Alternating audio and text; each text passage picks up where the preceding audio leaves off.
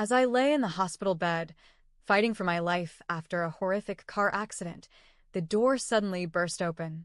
My cruel mother-in-law stormed in, her eyes burning with rage. Without a hint of concern for my condition, she demanded that I sign over my $300,000 home to her.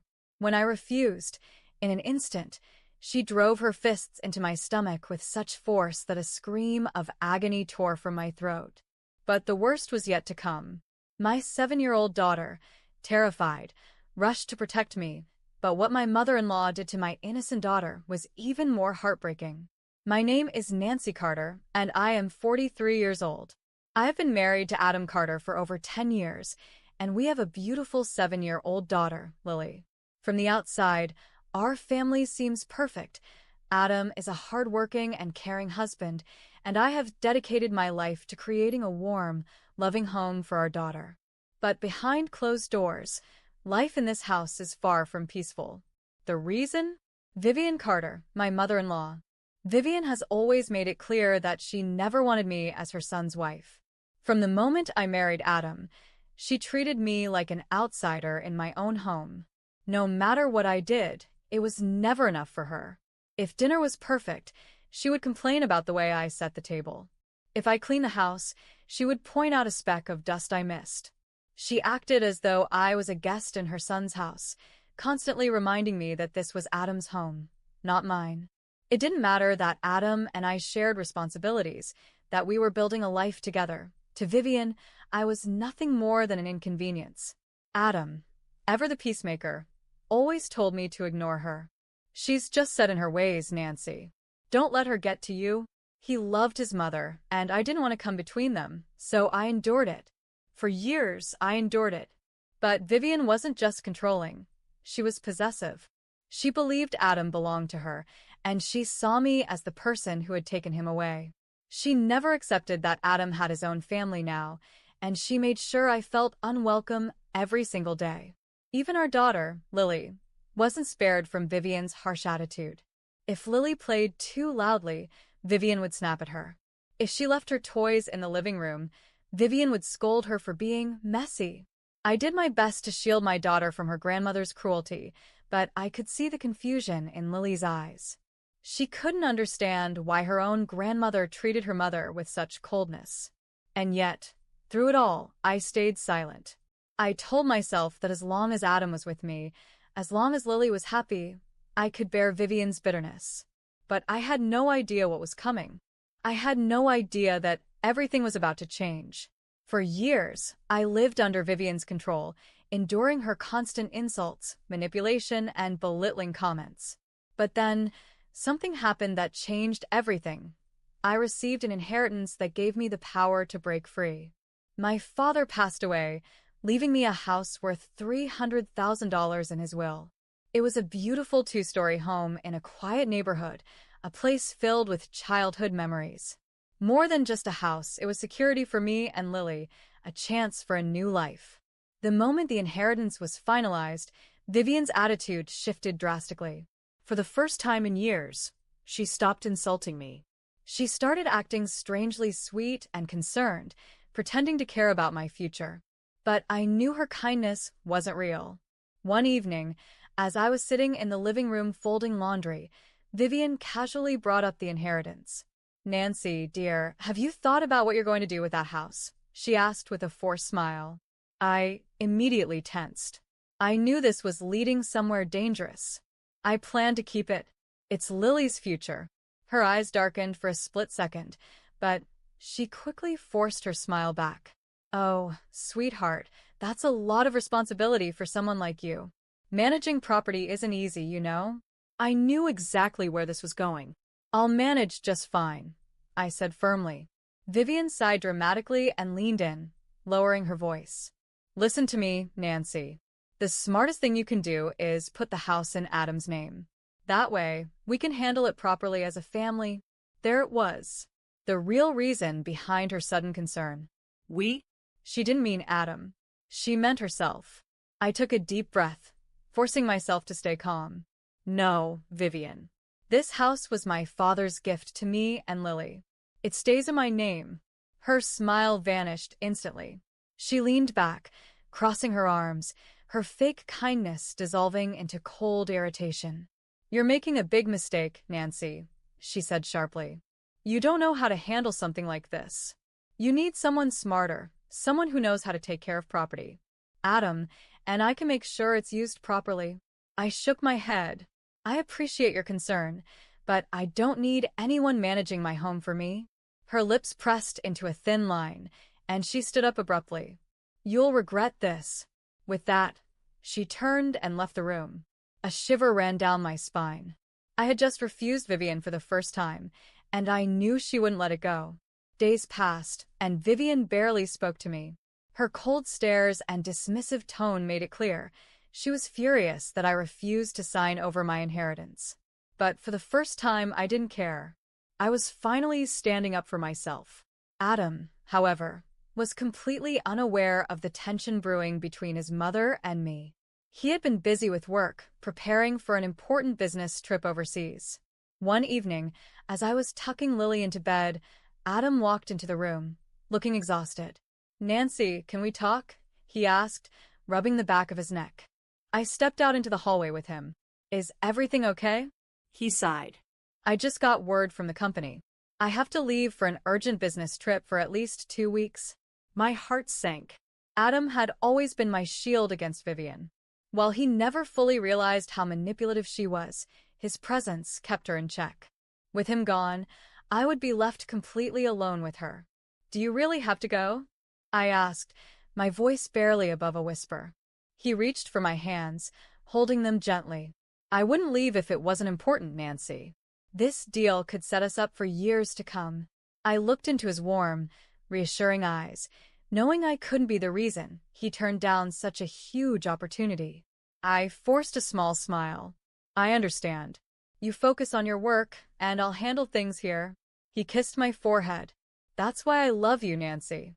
You always support me." From the corner of the hallway, Vivian was watching us.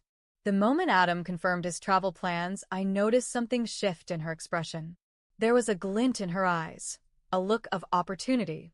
I tried to shake off my discomfort, but deep down, I knew something was coming. Vivian had just been given the perfect chance. Adam was leaving, and for the first time, I would be completely vulnerable. And I had no idea just how far she was willing to go. Adam left early the next morning, kissing me and Lily goodbye before heading to the airport. As he walked out the door, I felt a strange sense of unease settle in my chest. Vivian barely acknowledged his departure. She simply stood by the kitchen counter, sipping her coffee, her eyes flickering toward me with something indecipherable lurking behind them. I ignored it. I had more important things to worry about, like getting through the next 2 weeks without Adam around. That evening, I decided to take Lily with me to the grocery store. She had been asking for her favorite chocolate chip pancakes, and after the tense morning with Vivian, I figured a little mother-daughter time would lift both our spirits. "Come on, sweetheart," I said, grabbing my car keys. "Let's go get your favorite snacks." Lily beamed, grabbing her little jacket and skipping toward the car. Yay. Pancakes for breakfast. We got into the car, and I buckled her into the back seat before starting the drive to the store. The ride was peaceful. Lily sang softly to the radio, swinging her legs happily. For a brief moment, I let myself relax. Maybe today would be okay. I pulled into the grocery store parking lot, finding a spot close to the entrance. "Okay, Lily, stay in the car while I grab the basket," I told her. "I'll be right here." She nodded, swinging her feet as she waited. I unbuckled my seatbelt and stepped out of the car, closing the door behind me. And then everything happened too fast. Out of the corner of my eye, I saw it, a dark-colored car speeding straight toward me. I barely had time to react before. Crash. The force of the impact sent me flying backward, slamming onto the hard pavement. A sharp, blinding pain tore through my body. For a second, I couldn't breathe. Everything was a blur, screeching tires, distant gasps, and the sound of a little voice screaming my name. "Mommy." Through the haze of pain, I heard Lily's panic screams. "Help. Somebody help my mom." I tried to move, but my body wouldn't respond. A burning pain spread through my ribs and legs. I wanted to reassure her, to tell her I was okay, but I couldn't even lift my head. People rushed toward me, grocery store employees, a few customers. "Call an ambulance," someone yelled. A man knelt beside me, checking my pulse. "Ma'am, stay with us. Help is on the way." Through the blurry edges of my vision, I saw Lily sobbing, her tiny hands clutching my arm. "Mommy, wake up. Please." A woman, possibly a store manager, gently pulled Lily back, rubbing her back soothingly. "It's okay, sweetie. We're getting help." Moments later, sirens blared in the distance. The paramedics arrived quickly, assessing my injuries before carefully lifting me onto a stretcher. "Possible broken ribs and leg fractures," one of them said. "She needs immediate transport." Lily refused to leave my side. "I want to go with my mommy," she cried, gripping my fingers tightly. One of the paramedics nodded gently, letting her climb into the ambulance with me. As the ambulance door shut, the last thing I saw was Lily's tear-streaked face. Then everything faded to black. Pain. That was the first thing I felt when I woke up. A dull, aching pain radiated from my ribs, spreading down to my legs. I tried to move, but my body refused to cooperate. Blinking against the harsh fluorescent hospital lights, I slowly became aware of my surroundings, the steady beeping of machines, the soft humming of nurses outside my room, and most importantly, the small, warm hand clutching mine. I turned my head slightly, wincing at the sharp pain in my side. Lily. She was sitting beside my hospital bed, her small fingers wrapped tightly around mine, her face pale and streaked with dried tears. The moment she saw my eyes open, she gasped, "Mommy." Relief flooded her voice, and before I could say anything, she leaned forward, hugging my arm as gently as she could. "I was so scared," she sniffled. "I thought you wouldn't wake up." I swallowed the lump in my throat, squeezing her hand as best as I could. "I'm okay, sweetheart. I'm right here." The door opened, and a nurse walked in, smiling kindly. "Mrs. Carter, you're awake. That's a good sign." She checked my and pain medication levels. "You had quite the accident, but you're stable now. Your ribs are bruised, and you have fractures in both legs. You'll need to stay in the hospital for some time." I nodded weakly, processing everything. I had been hit by a car. I was immobile in a hospital bed. Adam was still out of the country. And Vivian, a cold dread settled in my stomach. I didn't have to wonder where she was for long. An hour later, the door swung open again, and in walked Vivian Carter. She wasn't alone. In one hand, she held a bouquet of flowers, her face painted with an expression of forced sympathy. In the other, she carried a stack of papers. I tensed immediately. Vivian had never cared about me. She had barely tolerated my presence in her son's life. And now, after years of mistreating me, she was suddenly acting like a concerned mother-in-law? Something wasn't right. "Oh, Nancy, dear," she said dramatically, stepping closer to my bedside. "What a horrible accident. How are you feeling?" I forced a neutral expression. "I'm managing," she sighed, placing the flowers on the side table. Poor thing. "It must be so hard, being stuck in bed, unable to do anything for yourself." Her words sent a chill down my spine. She was testing the waters, reminding me how helpless I was. I didn't respond. And then she dropped the act completely. She pulled a thick envelope from her bag and placed it on my lap. I didn't have to open it to know what it was. Property transfer documents. I felt my blood run cold. "Sign these, Nancy," Vivian said, her tone now sharp and commanding. I didn't move. "What is this?" she scoffed. "Don't play dumb. It's the transfer for your father's house. You're in no condition to manage a property, so you might as well sign it over to me." I clenched my jaw. "No." Her eyes darkened instantly. The fake kindness was gone. "You are in no position to refuse." She leaned in, her voice dangerously low. "Adam isn't here to protect you. You are helpless, stuck in this hospital bed, and completely at my mercy." My fingers dug into the blanket. Vivian wasn't just trying to steal my house. She was threatening me. But I wasn't going to break.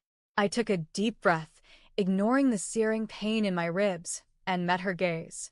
I will never sign those papers. Her face twisted in fury. Before I could react, Vivian grabbed my wrist and shoved the papers closer to me.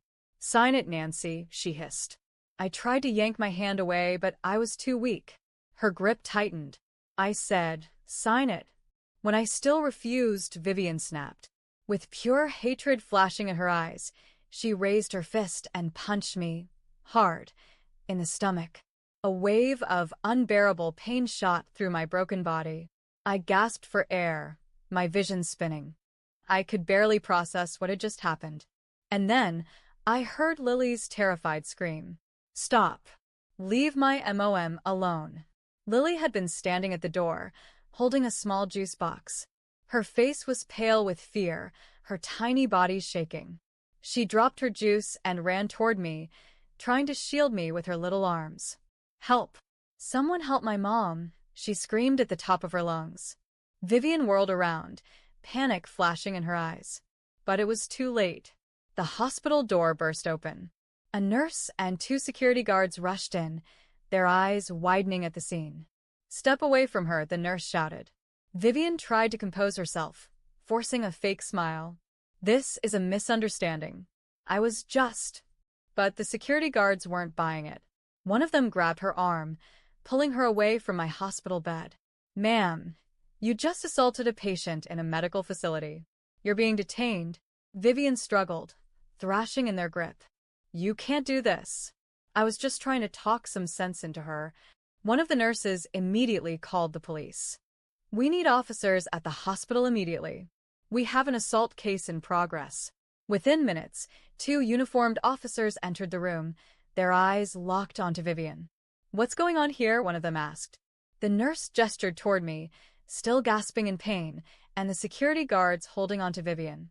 She punched our patient and was trying to force her to sign documents. We have multiple witnesses. One of the officers pulled out a pair of handcuffs. Ma'am, you're under arrest for assault and coercion. Vivian's face drained of color as they locked the cuffs around her wrists. No. You can't do this to me. I'm Adam's mother. The officer ignored her protests, leading her toward the door. As they dragged her away, she turned one last time, her eyes filled with fury. Adam will never forgive you for this, Nancy. You'll pay for this. I met her gaze, feeling no fear, no regret, only relief. No, Vivian, I whispered. This time, you're the one paying. The door slammed shut behind her. And for the first time in years, I finally felt safe. The hospital room was silent after they dragged Vivian away. I could still hear her screaming in the hallway, fighting against the security guards, but the sound grew fainter as they took her further away. I let out a shaky breath, my ribs burning with pain, but at that moment, all I could focus on was Lily. She was still standing beside my bed, her little hands clenched into fists, her big brown eyes filled with fear and confusion. I reached for her hand, pulling her close. It's okay, sweetheart, I whispered, stroking her hair gently. She's gone. She can't hurt us anymore. Lily sniffled, burying her face against my shoulder. I was so scared, Mommy. I closed my eyes, swallowing the lump in my throat. She shouldn't have had to see that. She shouldn't have had to watch her own grandmother turn into a monster. But at least now it was over. The nurse checked my vitals, making sure I was stable, before finally giving me some privacy. I took a deep breath and reached for my phone. Adam needed to know. I dialed his number, my hands slightly trembling. It rang twice before he picked up. Nancy? His voice was slightly groggy, a sign that I had just woken him up in the middle of the night. Is everything okay? What's wrong? I took a shaky breath. Adam, I need you to come home. Now? There was a pause. Then his voice immediately sharpened. What happened? I closed my eyes, feeling tears welling up. Your mother, she attacked me, Adam. In the hospital. Silence. I could hear him breathing heavily on the other end. When he finally spoke, his voice was low and dangerous. What did she do? I swallowed hard. She tried to force me to sign over my house. When I refused, she hit me. She would have done more if Lily hadn't screamed for help. Another long, heavy pause. And then I heard movement. "I'm booking the first flight home," Adam said, his voice sharp with fury. "Stay where you are. I'll be there soon." Less than 24 hours later, Adam burst into my hospital room. He looked exhausted from travel, but his eyes burned with anger and concern. "Nancy," he said, his voice softening as he rushed to my side. He took my hand, his thumb brushing gently over my knuckles. "Are you okay?" I nodded weakly. "I will be. But Adam, she's gone too far this time." His jaw clenched. "Where is she now?" I exhaled slowly. "She's in police custody." I pressed charges. He stared at me for a long moment, then nodded. "Good." There was no hesitation, no denial, no excuses. For the first time, I saw it in his eyes. He was done protecting her. Adam sat beside me, his grip on my hand firm and reassuring. "She's going to pay for this," he said quietly. "We'll make sure of it." I looked at him, uncertain. You believe me?" His gaze softened. "Nancy, I've always believed you. I just never thought she would go this far. But I see it now. I see exactly who she is." I swallowed hard, relief washing over me. "I want her to face real consequences, Adam." My voice was firm now. "I'm pressing full charges.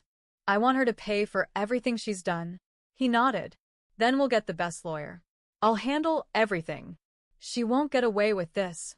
For the first time since the accident, I felt truly safe. Vivian had spent years trying to break me down, trying to make me feel small. But now, I had something she could never take away: justice. And I was going to make sure she paid for every single thing she had done. With Adam fully on my side, I finally felt like I had the strength to fight back.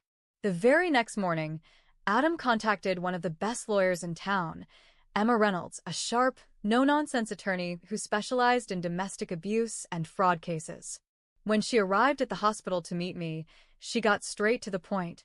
"Nancy, I've reviewed the security footage and the medical reports," she said, flipping through a thick file.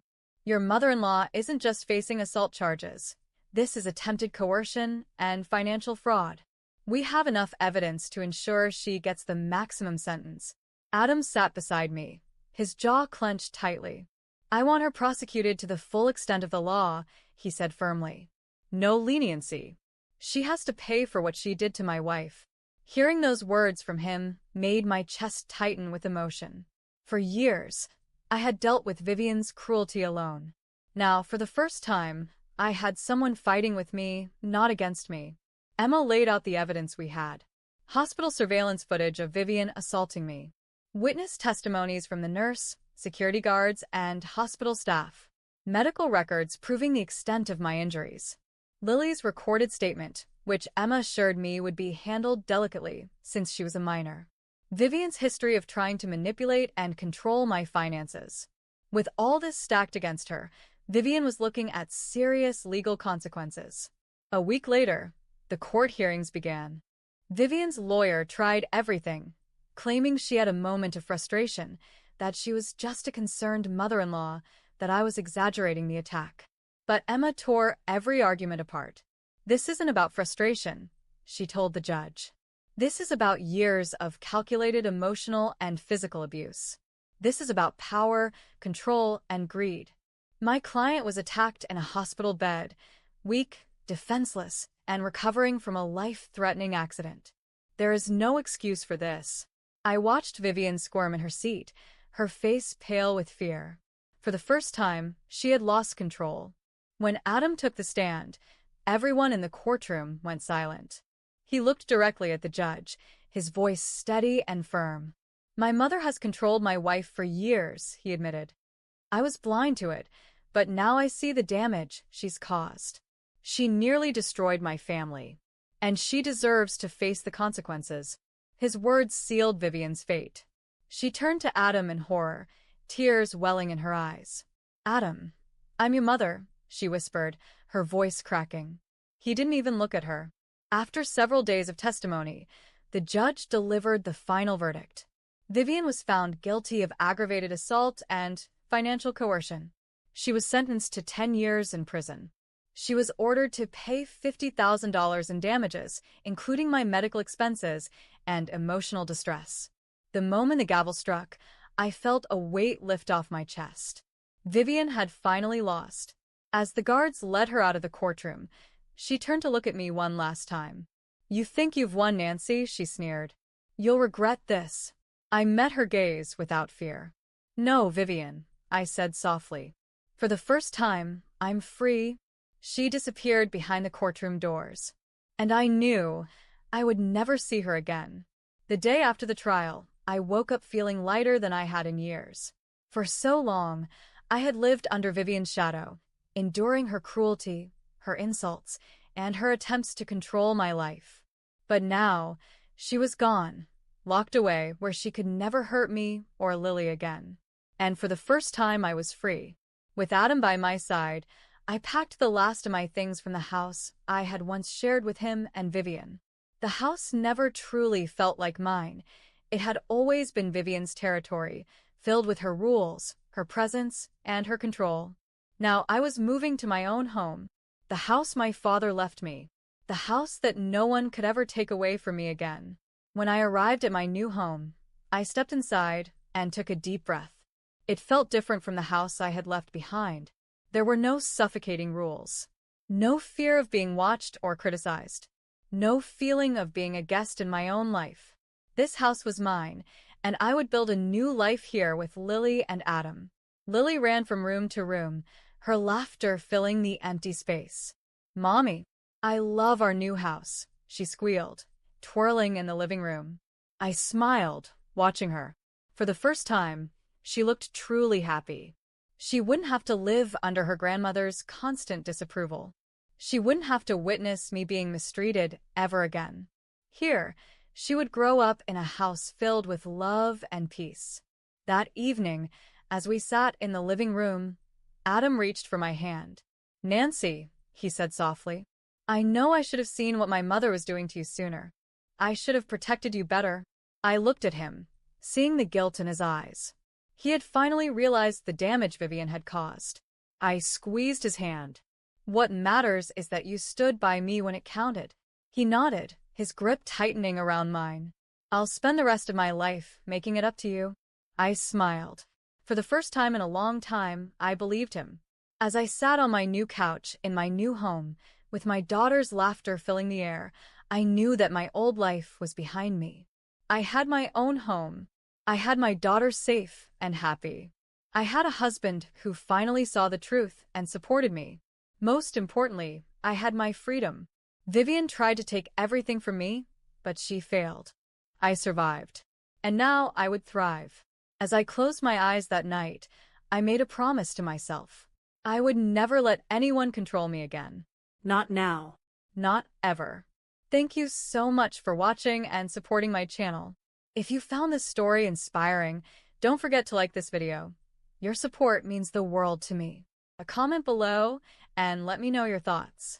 Have you ever faced a similar situation? How did you overcome it? Let's start a conversation and support each other. Subscribe to my channel for more powerful stories of resilience, justice, and survival.